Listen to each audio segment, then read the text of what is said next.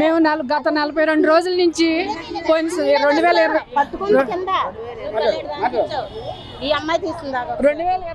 నుంచి మేము 42 రోజులు ధర్నా చేసినప్పుడు చంద్రబాబు నాయుడు గారు మా టెంట్లోకి వచ్చి, అమ్మ మీరందరూ నా అక్కా చెల్లెళ్ళు, మీరు వేస్తేనే నేను ఓట్లకి వచ్చాను, నేను మరలా మీరందరూ నాకు ఓట్లు వేస్తే మీ సమస్యలన్నీ నేను తీరుస్తాను, వెంటనే మీ జీతాలు కూడా పెంచుతాను, ఈ ప్రభుత్వం లాగా నేను మొండి వైఖరి చేయనన్నారు.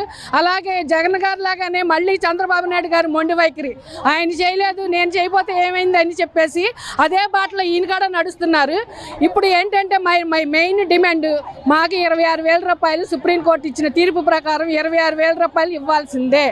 ఏంటండి ఈరోజు ఆయిల్ ప్యాకెట్ కొనాలంటే 200 రూపాయలు ఆయిల్ ప్యాకెట్. నిత్యావసర సరుకులు వస్తున్నాయా?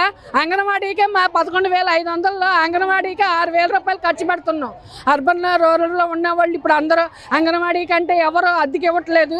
ఎగస్ట్రా వాళ్ళు ఇచ్చే 2,000తో మేము 3,000 రూపాయలు పెట్టి ఇంటి అద్దెలు కడుతున్నాం, కరెంటు బిల్లులు కడుతున్నాం, గ్యాస్ బండ కొంటున్నాం. గ్యాస్ బండ నెలకు వచ్చి 100 రూపాయలు వస్తుంది బిల్లు, కనుమ 900 పెట్టి మేము కొంటున్నాం. అంటే నెలకి ఎన్ని బండలు కొంటున్నాం? నెల వచ్చేపాటికి ఒక బండ గుడ్డు పెట్టాలి, పాలు పెట్టాలి, రైస్ ఉడకబెట్టాలి, మొత్తం అన్నీ దాని మీదే కావాలి. కాబట్టి మాకు నెలకు ఒక బండ. ప్రభుత్వం నుంచి ఉచిత బండలు ఇమ్మంటున్నాం, కనీసం 3 బండలు సంవత్సరానికి ఉచిత బండలు అందించమంటున్నాం. ఎవరో ఇస్తున్నారు కదండి, డబ్బులు ఉన్న వాళ్ళకి ఉచిత బండలకు డబ్బులు పడుతున్నాయి అంటున్నారు.